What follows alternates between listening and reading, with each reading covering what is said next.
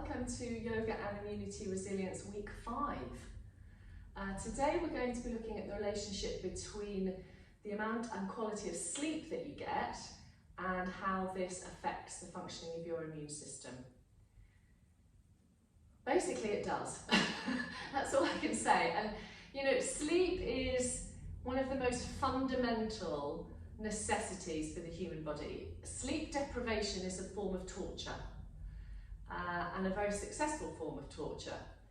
So when we don't get sleep, it actually affects every single function in our body. But what I'm particularly interested in is the effect that it has on the immune system. So a lack of good quality sleep basically prevents the immune system from functioning efficiently. And there's some interesting studies that I've attached on your handout for that. I've gone into a little bit of detail on the handout, again, just to kind of remind us how the immune system works. And, you know, the thing is, it's almost a bi-directional relationship between sleep and immune system, because when you're ill, it prevents you from sleeping. But then when you're not sleeping well, your immune system can't necessarily fight the diseases effectively. So there are lots of things that we can do to help improve the quality of our sleep. And the quality of our sleep and the quantity of our sleep is affected by many different things. So obviously for the first part of the session, we're going to focus on yoga poses. How does yoga affect your sleep? How is yoga good for your sleep? It's hard to define really, but you know, in essence, we're looking at reducing cortisol and adrenaline. So we spoke about that last week when we were doing the endocrine system. So cortisol and adrenaline are secreted by the kidneys, and they are your fight or flight hormones. So when we come into particularly the yin yoga poses that we're going to focus on today, the poses coupled with the deep breathing are going to reduce cortisol and adrenaline. And once that is lower, it's easier to fall asleep and to return to sleep more quickly if you wake up in the night. Obviously it will help release toxins, we know that, send fresh oxygenated blood to the cells, and just unwind your central nervous system. So allow you to reset. You know, I talk about unplugging your mind from the internet of thought and just letting your body settle into its natural equilibrium. The more we do that, the easier it is to have a good night's sleep. In terms of sleep hygiene, there's a whole science behind sleep hygiene. I've given you on your handout a list of just little protocols, little habits and rituals that are helpful to help you get a good night's sleep. And then looked at all the things that you really don't want to do before you go to bed. And the most important one of those is not to have any blue light. So anything that involves your phone or a computer or a tablet or the television immediately before you go to bed. And then after we've done the yoga, we'll look at all the different complementary remedies and home remedies that are said to help with sleep issues, so insomnia being one of those. We'll look at herbs, we'll look at foods, we'll look at aromatherapy oils, and you'll get details of that. And then we're going to do a breathing exercise today called the moon breath, which I'll explain when we come to that, and that's hopefully going to help you if you have trouble falling asleep, but also if you wake up in the night, it'll help rebalance your central nervous system. And then we're going to practice a short yoga nidra at the end of today's session. And yoga nidra is known as yogic sleep. And allegedly, if you do 20 minutes of yoga nidra, it's equivalent to 4 hours of sleep. So we'll see how we get on with that as well. So we'll need cushions, I think I've mentioned that in the pre-am, and also maybe a blanket, but we can always grab that later. So there you are, once again on the floor with your eyes closed. Hopefully your spine has rested a little bit now, has found a sense of levelling out on the surface of the earth. And with the eyes closed, the first thing I'd like you to do is to just tune in with how the back of the body is feeling, all of those parts that are touching the floor, giving those permission to release and relax, and then to tune in with your breath and to notice how your breath is feeling. So as I said earlier, we need to step off our hamster wheel of events today and unplug our minds from the internet of thinking And just connecting with the body and the breath.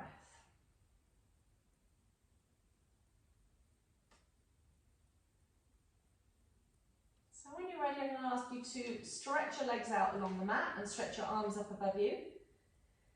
And if that makes you yawn, that's absolutely fine. So just make yourself really long, just luxuriate in this stretch for a moment. You can point your toes, you can stretch your fingers. You can wiggle your toes and wiggle your fingers.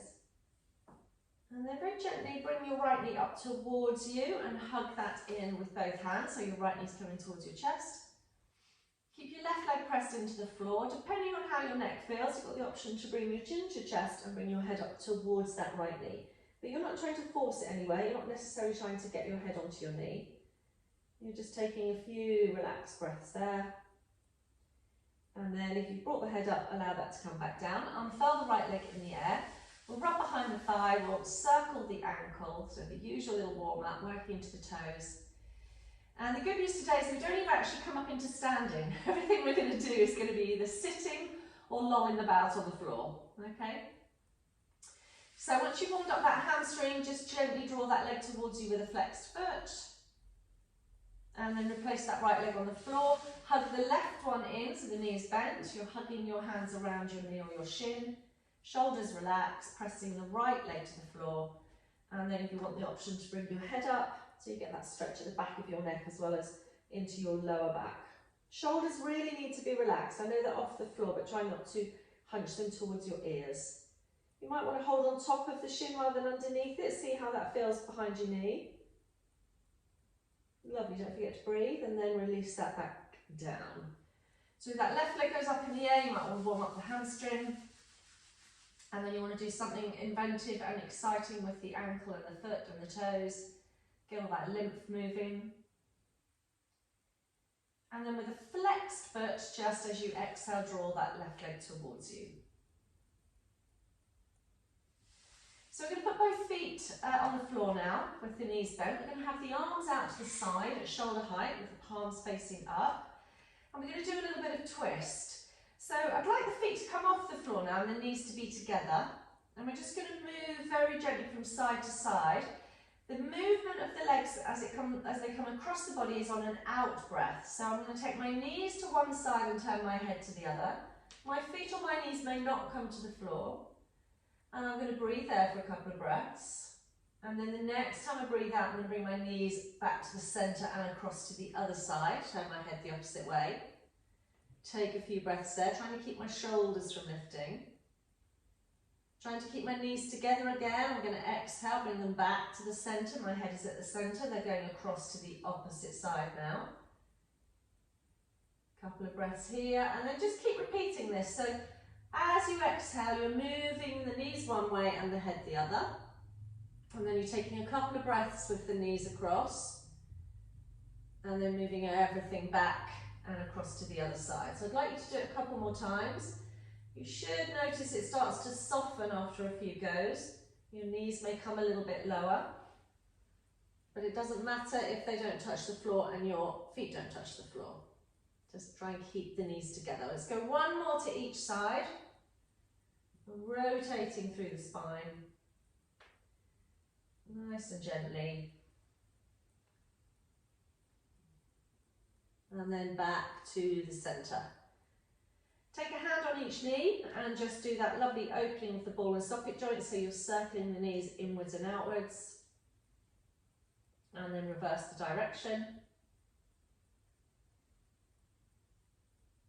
And then with the knees wide and your elbows sort of stuck out to the side, have a flollop. So cross between a lollop and a flop, you're just going side to side, using the elbow on the floor to push across to the other side, so you're getting a really good massage all the way through the back of the body. And then coming back to the middle, excuse me, pop your feet on the floor, knees bent. Lovely, hands down beside you. Press your feet to the floor, just gently peel your bottom up in the air. So you're coming into a bridge pose momentarily. And then see if you can take your left leg directly out in front of you. So both thighs are parallel, and you've just taken your left leg off the floor. So your right leg's working a lot harder now, you probably feel that, your bottom might drop a little bit.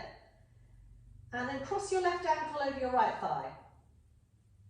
And that's it. And now you can lower your bottom back down and you're ready for your hip stretch. So option 1, left hand goes on the inside of the left knee and you press that gently towards the end of your mat. Option 2, you pick up your right thigh, so your left hand goes through the hole between your legs, pick up your right thigh and you draw that towards the body. The left foot stays flexed and the shoulders relax and the chin draws down.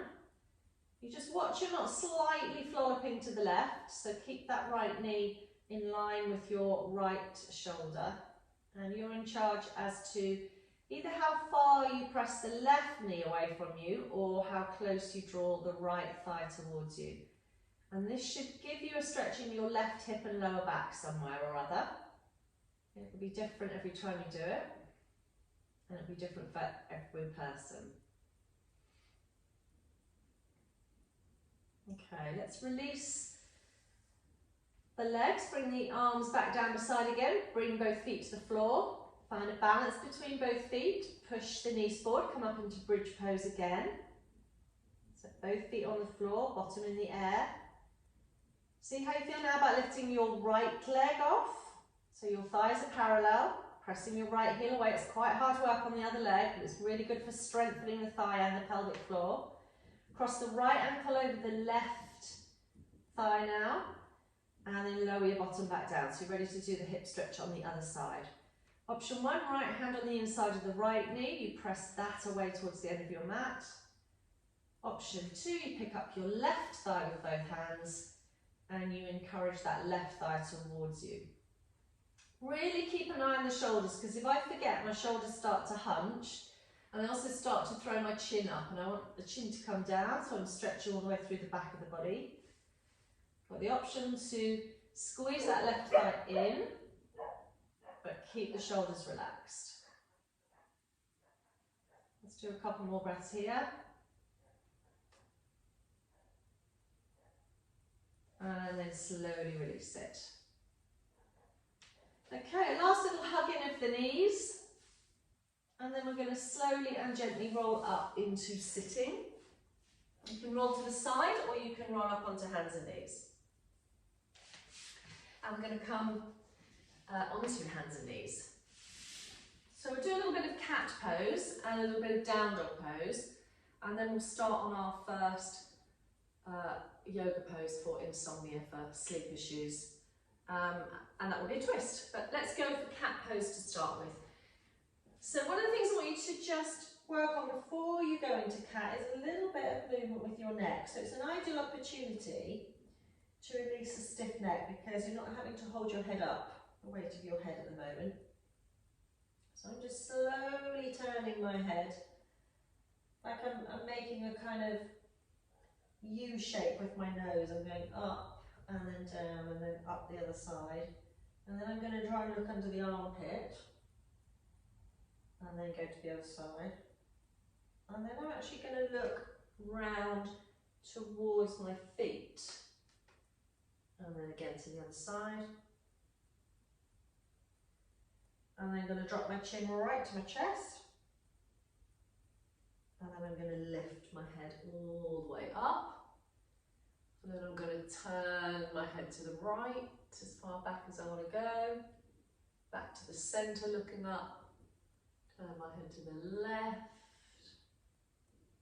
and then back to the centre, looking up.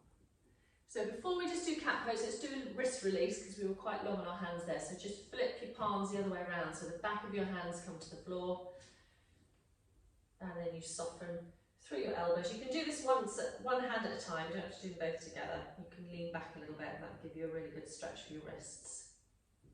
So shake the hands out, place them back on the floor. We're going to go for a lovely domesticated cat pose.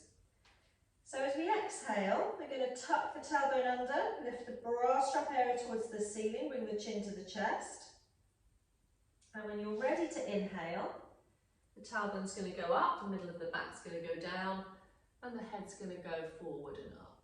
So you're trying to get your head and your tail away from each other in this shape, and then on the exhale, it's as if you're trying to get your head and your tail towards each other. So you can go whatever speed you want. I think slowing it down would be good. You might want to close your eyes.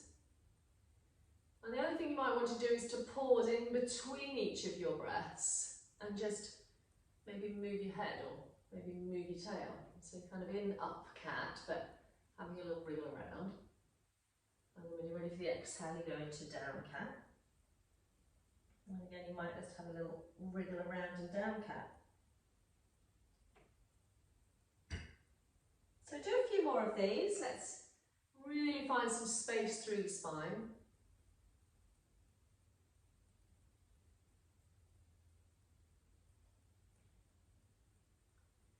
And then when you're ready, we're going to take it into the down dog pose. So I'm going to ask you to bring your hands slightly forward and also take your hands wide. So your little fingers are just hanging off the edge of your mat. It's going to open the shoulders a little bit. And then your feet are going to go wide, so your little toes are going to hang just off the edge of the mat, just your little toes. And then imagine somebody is pulling you up by your label, the label in the back of your trousers. So up your bottom goes and down your head goes. So I'm quite a bit wider than I would normally be, but I actually quite like that. I want you to spread your fingers, please.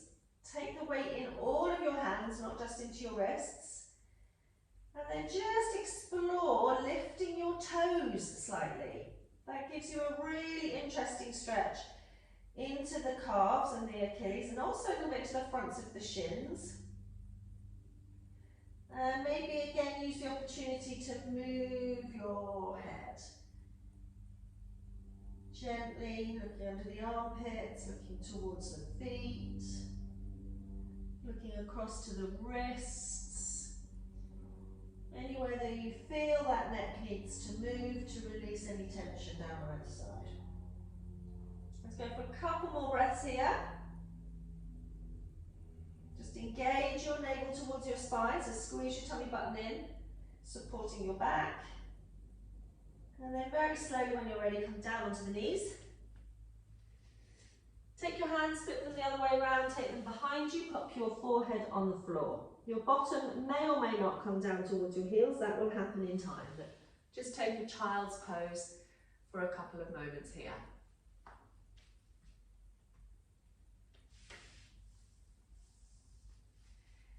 Okay, so when you're ready, very slowly and very gently up into sitting.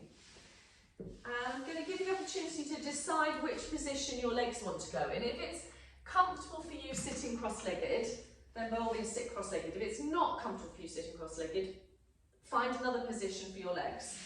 They could be straight, they could be to the side, you could be kneeling, they could be soles of the feet together. If you find it difficult to sit upright, then kind of get a little cushion and stick it just at the back of your bottom, which is going to slightly tip you forward. That might be an option, but whichever position you've got your legs in, it doesn't matter because the twist is going to be the same principle. So twists are very good at getting you to unwind, mentally as well as physically. And so at the end of the day, if you've had a very busy day and you're struggling to switch off, a twist is the perfect thing to do before you go to bed. So we're going to look today at a seated twist, but also a lying twist. So with a seated twist, we kind of know this, we've got to be upright. So we're going to use a little bit of core strength to support us so we don't end up slumping. So your left hand is going to cross to your right knee. Doesn't matter if you've got your legs straight. What I want you to avoid is lifting that knee up at any point. It's just gently staying down. Your right hand's going to come up in the air. You're going to lift the head and lengthen the neck, and then that right hand's going to go round behind you. You're just going to resist the temptation to lean back on it. So you've taken that right hand, I'm on my fingertips to where it's interesting. And then from the nose, from the breastbone, from the navel, that's where the rotation, the unwinding comes from. So I'm just breathing softly and I'm just trying to rotate to the right now. I'm going to see how far I want to go. And then I'm going to start to close my eyes, relax my jaw, and I'm going to concentrate on my breath. So as I breathe in, I've got the opportunity to lengthen my spine, even if it's 0.5 millimetre. And as I breathe out, I can use that left hand, just like a lever, to turn to the right, maybe 0.5 millimetre more. And I might want to adjust that right hand. And again, next time I go to breathe in, I'm going to think, okay, can I get another 1/4 of a millimetre of length out of my spine? And then when I'm ready to take a really slow, relaxed out breath, I'm going to see if I can unwind another 1/4 of a millimetre to the right. And again, I'm going to repeat it again. I'm going to inhale, try and lengthen my spine, this time maybe 1/10 of a millimetre. And then as I exhale, see if I can unwind 1/10 of a millimetre more to the right. I'm going to invite you to do 3 more breaths like that, please. And if you manage to go 3/10 or 3/100 of a millimetre in length or in unwindingness, then that is brilliant. Make sure the jaw stays relaxed, the shoulders stay down, the front of the chest feels open, and you're just gently unwinding that tension, which may be in your neck or your shoulders or somewhere down your spine into your knees or your ankles or your hips. And then after those 3 breaths, take your time to bring yourself all the way back round to the front. It's only when you come back round to the front you realise quite how far you went. So if you have your legs crossed, I need you to recross them the other way. If you've got your legs straight, you might just want to bend them and re-straighten them again for a moment. Make sure again that you're sitting on both sitting bones. Take your right hand this time onto your left knee. Bring your left arm up. Take that round the back. Think about that beautiful length through the top of your head, so try not to drop the chin, and watch that the shoulders don't start to come in towards each other, so you're broadening across the chest. And then you start that journey, that unwinding to the left. And you reach a point where you think, okay, I'm all right to hover here for a little bit. And close the eyes. As you breathe in, you think, maybe I've got 1 millimetre more length here. As you breathe out, you think, I could use my right hand as a lever on that left knee. Maybe I've got a millimetre more of unwinding. And again, the inhale is for length. This time it might be 1/2 millimetre. But the exhale is the key. That's the unwinding one. Maybe there's 1/2 millimetre more. And again, an inhale. You might hear your stomach rumbling. I picked mine up there. I hope you didn't hear it. And then the exhale, maybe it's 1/10 of a millimetre more. So I'm going to ask you to do 3 breaths here now. So we know from our session on digestion that twists are very good for stimulating the digestive organs, but they're also really good at calming down your central nervous system.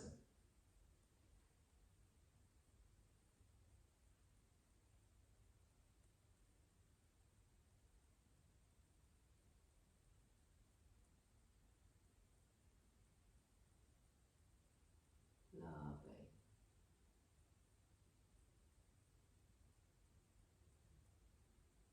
After those 3 breaths, bring yourself all the way back round again. Okay, so we're going to move on to our second pose, which is the puppy dog pose. And for that we need to be on the knees. So I'm going to pop a blanket underneath my knees, just because I've got old knees now. And I'm going to give you the option to have your arms straight or have your elbows on the floor. So if I show you the difference, I basically start in cat pose. So my bottom is above my knees. With my arms straight, I'm bringing my head to the floor. What I'm not trying to do is to take my bottom back towards my heels, okay? Otherwise, I drop my elbows to where my wrists were, and then I bring my head to the floor. It might be I want to bring my elbows a little bit further forward to get my forehead down. But again, what I'm not doing is going all the way back here into child's pose. Okay, the direction of movement is I'm trying to draw my bottom back to my heels, but I can't because my arms are stuck to the floor. So I'm going to do it with straight arms because I feel that opens my shoulders a little bit more. The most important thing is that your hands and your elbows and your shoulders are the same distance apart. If you've got your elbows down, what often happens is your elbows drift outwards and your hands drift inwards. Okay, so try and keep yourself level between your shoulders, your elbows and your hands. Okay, with your bottom above your knees and your head on the floor. If you want to put a cushion underneath your forehead, that's absolutely fine. So I'd like you to stay here for a few moments. So we know that there's an energy centre at the centre of the forehead here, the third eye. And when you connect back to the floor, it's very calming, very restorative. Really slows your brain down, slows your central nervous system down, steps you out of fight or flight and into calm parasympathetic. And maybe that's why when children have had a tantrum, they end up throwing themselves on the floor and putting their forehead on the earth. Maybe they instinctively know it calms them down. So let's give it maybe 5 or 6 more breaths here. Just feel the ability to soften your upper back, soften your shoulders, soften your neck. Just allow yourself to breathe. It's almost as if someone's got you round the hips and is just gently trying to edge your bottom back towards your heels, but your arms are completely stuck to the floor. And you're just lengthening through your spine.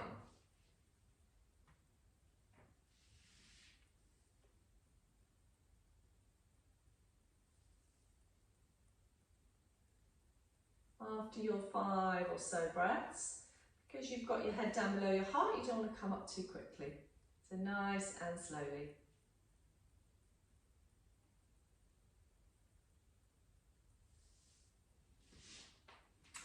So this next pose is a bit of a one.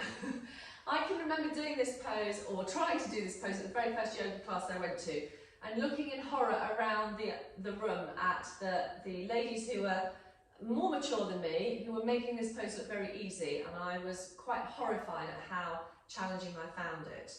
I still find it challenging, but I'm in a different position now to where I was when I first started. So I'm trying to tell you that to motivate you not to be disheartened if you go into the pose and you're like, ridiculous. So you might want something to put underneath your ankle. So I'm just going to use a blanket, but you could use one of your cushions. I'm folding my left foot in. Okay, now if you have a knee or a hip issue and that really doesn't work for you, you can have that left leg straight, but your legs are apart. Okay, so I've got my left leg in, and then I'm going to take a couple of cushions. So in my instance, I've got a bolster, which is equivalent to a couple of cushions, and place them on my right shin. Okay.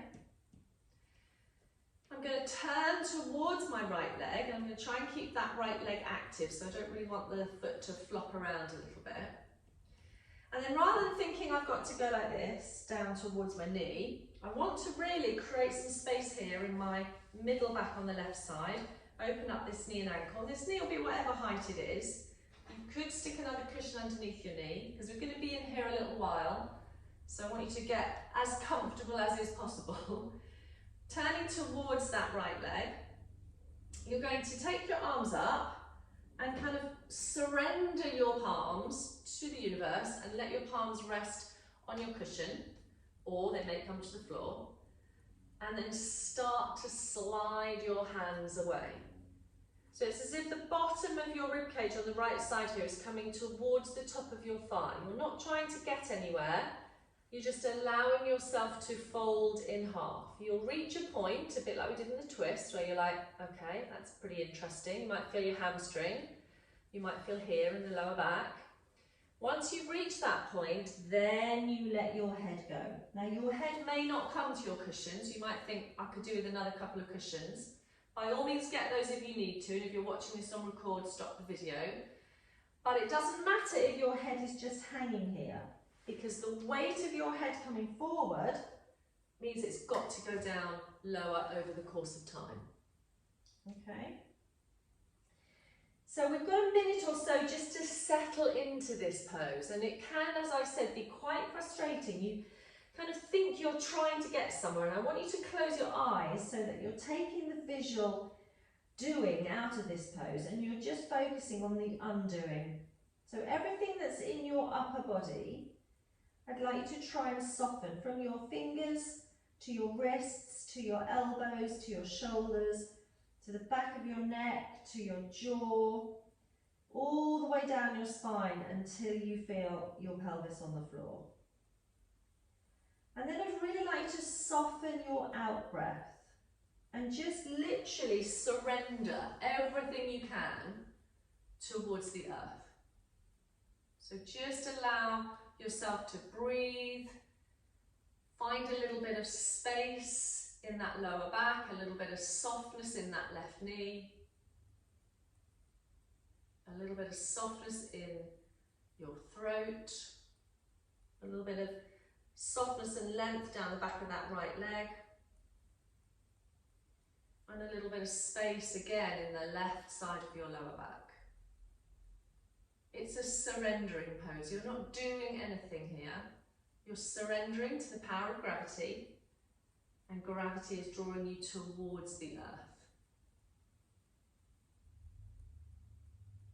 And don't worry if that left knee's high. The longer you stay here, the lower it will drop. You can always get a little sandbag or a cushion and put that on your left knee if you're practicing this again at home.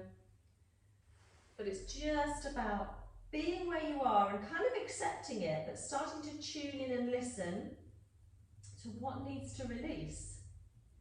It asks a lot of the body, this pose. There's an awful lot to give to get towards that right leg, towards the earth. Give up trying to get there and just do breath, exhaling, softening. I'm going to invite you to do another 5 breaths here if you can. Those breaths are going to be quite slow, quite light, quite effortless. But take your time.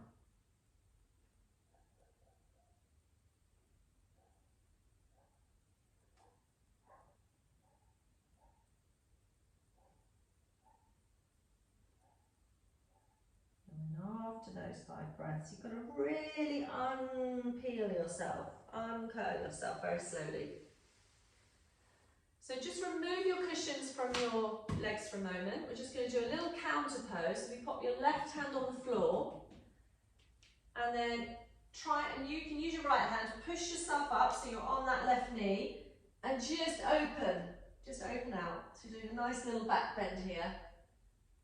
There's a counter stretch. You can look down at your left hand, you can look up at your right hand, and then let's release it, come back down again. Okay, we're going to swap sides. I thought you would like this one. Swap sides. The right foot comes in now, and the left leg is out to the side. And you've got some cushions on your left thigh. Just probably don't put them on your knee, because you don't want to lock your knee. If your hamstring is tight, you could just put another cushion underneath your knee. Yeah, that's absolutely fine. If it bothers your ankle, you put another cushion under your ankle. You can have about 53 cushions in this pose. It's absolutely fine. Make sure you're on your sitting bones. You turn towards the left leg. So if you're right-handed, this is going to be the side that's a little bit more interesting because the lower back might be a little bit tighter. So again, we're trying to lengthen from the top of the head all the way through the spinal column, and then we're surrendering. And I say palms up because I think there's less chance if you try to push yourself somewhere if your palms are up. And then you slide your hands away. You get to the point where you feel it's interesting. So I can definitely feel it's tighter on this side of my back. That's from my extreme gardening habit, my digging. But let's just get to the point where we feel we can just relax the head. Let everything release down. It doesn't matter if you're not near the cushions. Put another cushion on top. Try this one on the bed, yeah, with 53 cushions on your leg. So you're on a soft mattress. It's all about surrender. Deep, slow breath.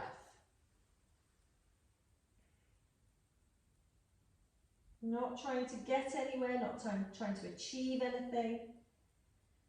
It's that yin attitude. Most of the day we have a yang attitude. We've got things to do, places to go, people to see. We're very important. Everything has got to be done. Yin is completely different. So yin is about undoing.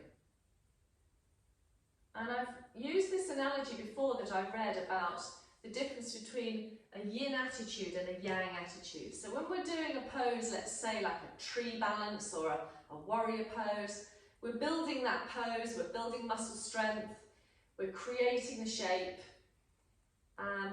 That's a yang attitude, just like an engineer, let's say, who's going to build a bridge. Yeah, a yin attitude is completely different. When you're in these type of poses, you're not doing anything. You're undoing. You're just being and you're observing. And if you think about a different type of job, then perhaps somebody who observes butterflies for a living. That was the analogy I saw. So, you know, they have to go to where the butterflies live with all their butterfly observing equipment. And they have to sit there and they have to wait for the butterflies to come. And then they can observe them. So that's what you're doing now. You're getting yourself into a position and then you're just waiting and listening and observing what happens. And that's a very different attitude to what we have throughout our normal day when we are active and we are doing things. So I'm going to invite you to do 5 more breaths here, please.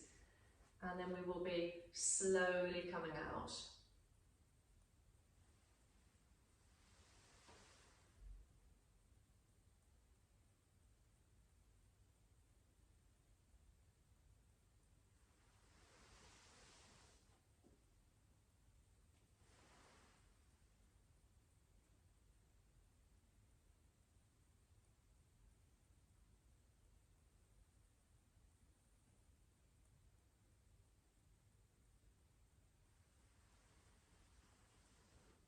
So, be kind to your legs as you undo them. And, you know, don't do what I did that first yoga class I went to. I just looked at the teacher and went, oh, that's ridiculous. No normal human being can do that. You know, that was my first pose. I couldn't get anywhere at all, nowhere near. This leg wasn't even straight, this knee was up here, and everybody else was right down here like that. And I was like, it's just not for me, this yoga. You'll get there, you will get there. It cultivates a lot of patience, and I didn't have any patience at all when I started yoga. I've got slightly more now. Okay, so we're going to come on to our backs. We're just going to finish with the little lying twist, and then we're going to do the moon breath and the yoga nidra. So, when we're lying down, you can have something under your bottom, you can have a cushion under your head.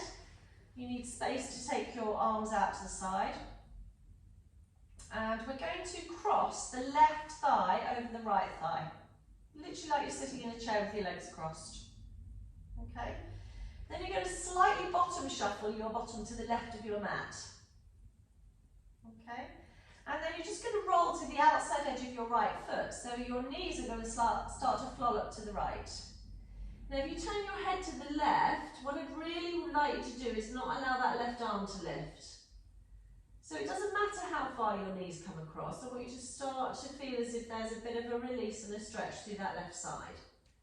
So you can just leave your knees there to do their own thing. It might be you get your left big toe on the floor. You've got the outside of your right foot already on the floor. But if you wanted to add a little bit of weight, you're going to take your right hand and you're going to slide it somewhere down the outside of that left leg and then just rest it there. And then you have the choice of allowing a little bit of weight through that right hand, which may slowly bring your knees and your feet a little closer towards the floor. But we need to breathe here. It's all about the exhale. Close your eyes, soften your jaw, soften your shoulders. Soften all the way through the right side of your neck as you have your head turned to the left. Soften all the way across the top of that left arm into your armpit and shoulder. And soften all the way down the left side of your body until you reach the lower back and the hip. And then notice this stretch goes all the way down the outside of your left leg. It's a really good stretch for something called the IT band, which is a band of fascia, connective tissue from the outside of your hip to the outside of your knee. It gets very tight. People do a lot of that silly running malarkey. So it's a very good stretch for runners. But it can also cause knee issues if it's tight. So you might get tingling in your fingers. I've got that now in my left hand. Just adjust your hand. Again, you might hear your stomach rumbling. Very occasionally you might hear a little adjustment in your spinal column, a little click. That's normally a good sign. You may start to get a little warm. I'm going to invite you to do another 5 breaths here. This is one of these poses that we could hold for 5 minutes. It would be even better if we held it for 5 minutes. So if you're watching this on catch up or repeating it, then stop the video, set a timer on your phone for 5 minutes and stay in the pose for 5 whole minutes. So we've got a couple of breaths left.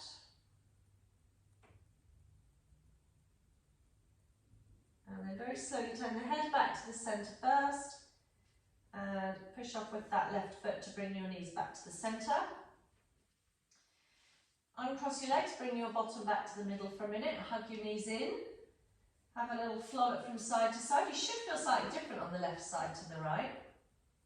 And then we need to repeat it on the right hand side. So the right thigh crosses over the left thigh. You're trying to get the winning lottery ticket in between the top of your thighs there. You bottom shuffle slightly to the right side of your mat. Arms are out to the side. And then you allow your knees to roll to the left, so you're on the outside edge of your left foot, and then you turn your head to the right. So option one is you're just letting your legs do whatever they want to do. You can move the knees up a bit higher towards your torso, you can slide them down a little bit away from you, or you can add in the weight of your left hand, so you hold somewhere, rest somewhere along the outside of that left thigh or the knee itself. And you can sort of settle now into the beginning of the pose, closing your eyes, and again softening and starting to breathe. The exhalation, that is the key. So we know from the other studies that we've done that if you slow your breath down to about 5 breaths a minute, you elicit this relaxation response. As long as you don't over-breathe, you don't need to take a lot of air in. It's the exhale that is the most important breath you take. Have a little pause after the exhale. Take a very light inhale. Again, adjust, soften, release. Notice what's going on, the tingling in the fingers, the stretch all the way down that right side, particularly through the lower back and into the buttock and down the outside of that right thigh. We've got 5 more breaths on this side. And the other thing with these twists, these poses that are asymmetrical, is that if you notice that one side is tighter than the other, that's brilliant that you notice that. But what you need to start to think about is firstly why one side is tighter than the other, and is it down to extreme gardening or another habit that you might have, and what can you do to modify your behaviour so you don't make it any worse. And then when you're in a pose, if you've got one side that's significantly tighter than the other, I would either repeat that side a second time or hold it for twice as long as the first side.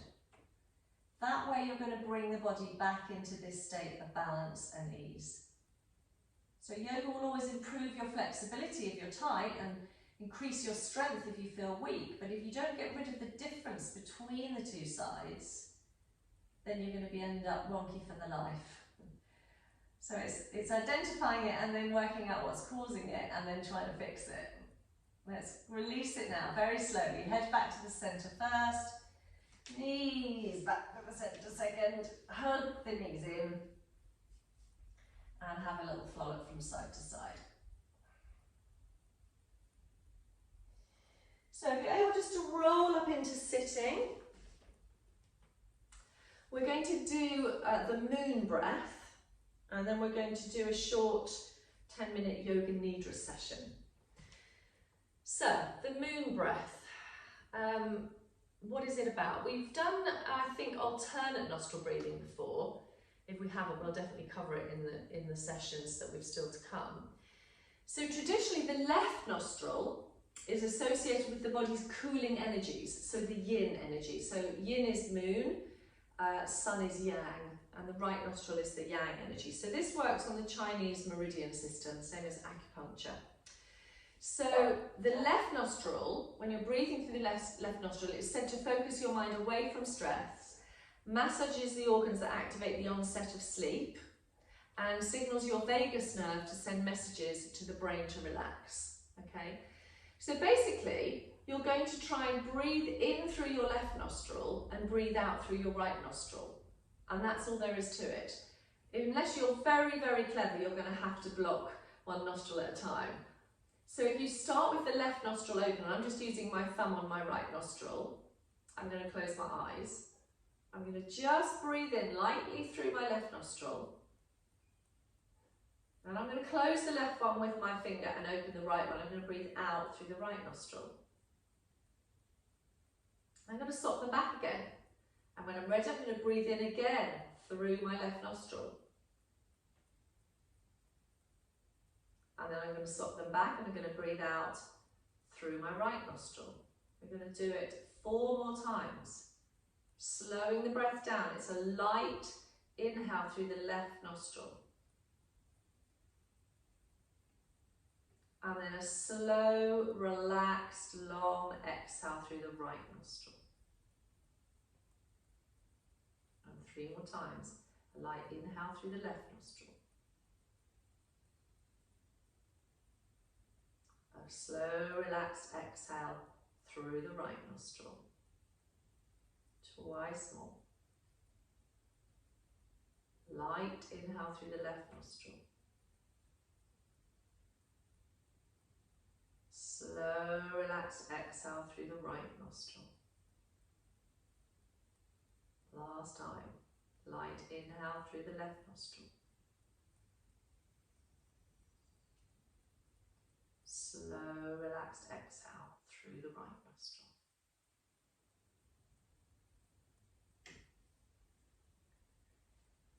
So when you're ready, after you finish that last round, just lie yourself back down on the floor. If you want to pop a blanket over you, because you're going to be lying for at least 10 minutes on the floor. So get yourself comfortable. Maybe a cushion under your head if you need to support your neck.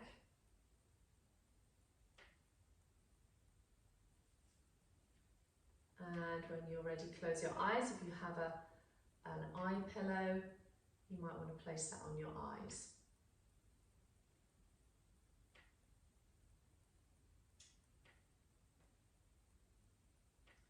So Yoga Nidra is known as yogic sleep. It's a deep relaxation technique.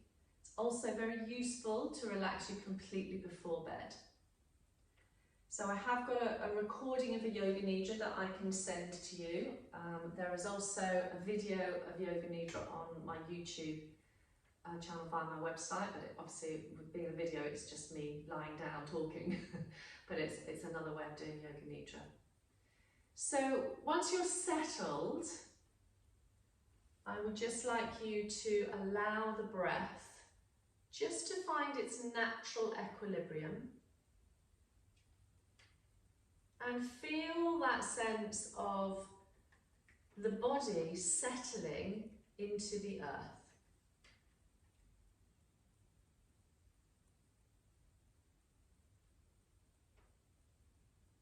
Notice the parts of your body that are touching the earth. If you remain still, that would be ideal, but if you feel uncomfortable and you need to jiggle around a bit, that's absolutely fine. So the idea is I'd like you to try and keep focused on the sound of my voice. You want to be in that state just before you fall asleep. If you do fall asleep, it's not the end of the world. So become aware of any sounds that you can hear in this moment. Nothing else but what you can hear without straining. And focus on the most distant sounds. So sounds maybe outside the building that you're in. Maybe there's traffic outside, dogs in the garden. But don't label the sounds, don't become attached to them. Just notice that they're there and then start to draw your awareness into the sounds within the house, the building that you're in. And then even closer into the room that you're in. There may be a clock ticking or a heater. And then just the sound of my voice. And without opening your eyes, just visualize the four walls of this room that you're in, and the ceiling and the floor, and visualize your body just lying on the floor here. The position of your body, the clothes that you're wearing. And become acutely aware of how your body is just relaxing now. There is nothing for it to do. Become aware of your natural breath, just your natural and spontaneous breath. It just flows in through both nostrils, and it just flows out through both nostrils in its own time. Allowing your breath to breathe you, allowing your body to breathe itself. And then maybe just focus now on a slightly longer exhalation. Allowing that sense of softening the body. A light inhale, and maybe after that exhale now a little pause.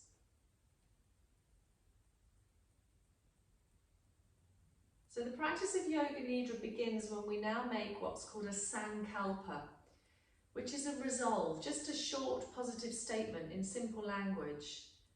And, you know, it could be about something you want to transform, something you want to heal. It could be about, you know, a relationship, something you want to find for the positive in your life. And say that Sankalpa 3 times to yourself inside your head. And then be aware that you're practicing Yoga Nidra. You are awake, but you are completely relaxed. And so I'm going to begin a systematic journey, of sensory awareness throughout the body. You're going to move your awareness to different parts of your body.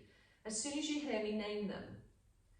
So you could say the name of the part to yourself and feel that part of the body, but you don't need to move it. And the practice begins on the right side. So just focusing your awareness on your right hand thumb and your second and third and fourth fingers, and then that little finger on your right hand, and then the palm of your hand and the back of your hand. Focusing on your wrist, your right forearm and elbow, your right upper arm and your shoulder, and your right armpit. And then down through the right side of your waist into your right hip and your thigh, and your knee, and your calf, and your ankle, and your heel, and the sole of your right foot, even the top of your right foot. The right big toe, the second toe, the third toe, the fourth toe, and that tiny little baby right toe. And then your awareness moves to your left side, your left hand thumb, the second, third, fourth fingers on the left hand, the tiny little pinky finger, the palm of your left hand, the back of your left hand, the wrist, the forearm, the left elbow, the left upper arm and the left shoulder, the armpit, down the side of the waist to the left hip and thigh, the left knee and the calf, the ankle, the heel, the sole of the foot, the top of the foot, the left big toe, the second toe, third toe, the fourth toe, the tiny little baby fifth toe. And now your awareness goes to the back of your body. You can really feel the back of your body on the floor, and it's relaxing even deeper now. The right heel and the left heel, the right calf and the left calf, the right thigh and the left thigh, the right buttock and the left buttock, your lower back, your middle back, your upper back, the entire spine, the right shoulder blade, the left shoulder blade, the back of your neck and the back of your head just sinking now into the support of the earth.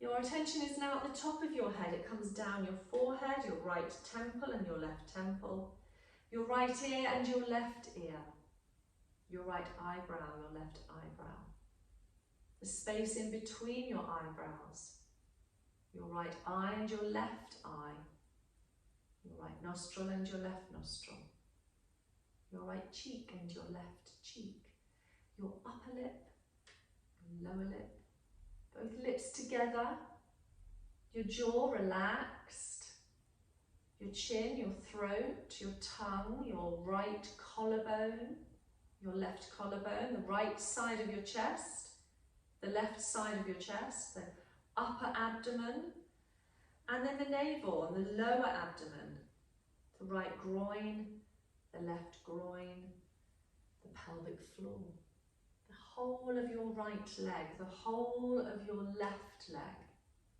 the whole of your right arm, the whole of your left arm, the whole of your face and head, the whole of your torso. The whole of your body now is relaxed, the whole of your body, completely relaxed. Feel that sense of lightness through the body. Imagine the body becoming light, as though your body could float away from the floor towards the ceiling. The head is light and weightless. The limbs are light and weightless. The torso is light and weightless. The whole body just feels light. And then visualize the opposite. Your body feels heavy. Your body is sinking into the floor. The earth is supporting you. Begin to concentrate now on the space in front of your closed eyes, and imagine before you just a screen, a cinematic screen. It is as high and wide as you can see, but what can you see on that screen behind your eyes? Are there any patterns or colours or shapes or pictures? Just watch them, but don't become involved. Just notice them. And now I'm going to mention a number of different things, and I'd like you to try and visualise those on your screen.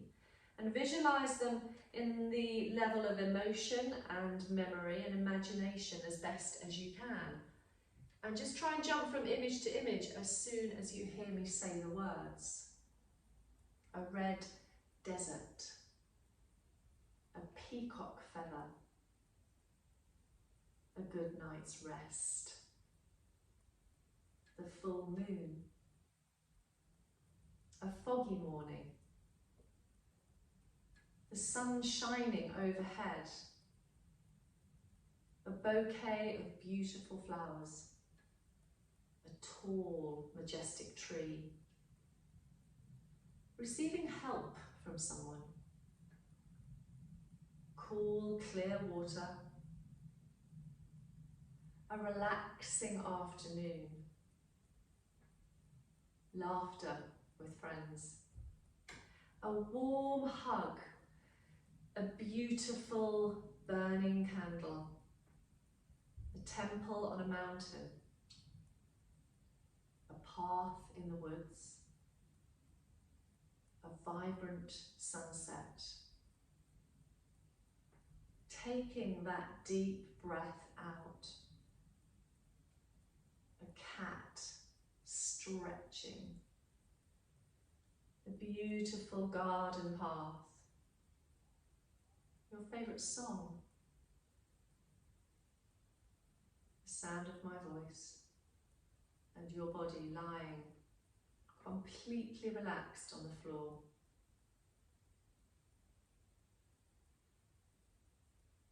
It's time now to repeat that little sankalpa, that little saying, that little visualization. Just repeat it again 3 times to yourself.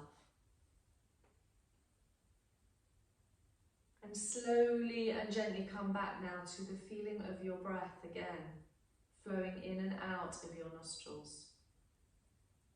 As you maintain awareness of your breath, bring your awareness into your physical body. It is still relaxed and lying on the floor. Notice the points of your body that are lying on the floor. And notice the points now that are not lying on the floor. Your toes. Can you wriggle them? Your fingers, can you move them? Imagine where you are in the room, and very gently and very slowly, without any hurry, think about bringing a little bit more movement back into the body.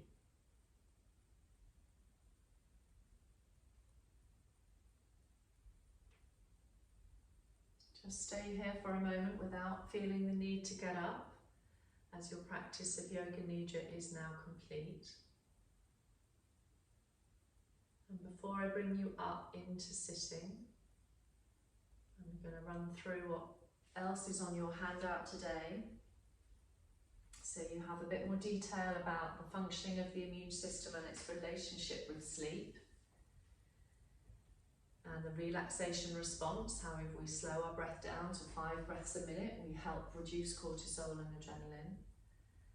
And then there are some very important herbs that are very good for sleep issues. So you have valerian, chamomile, then you have magnesium, the group of B vitamins in terms of your nutrition, when to take them, when not to take them. You have calcium, vitamin D.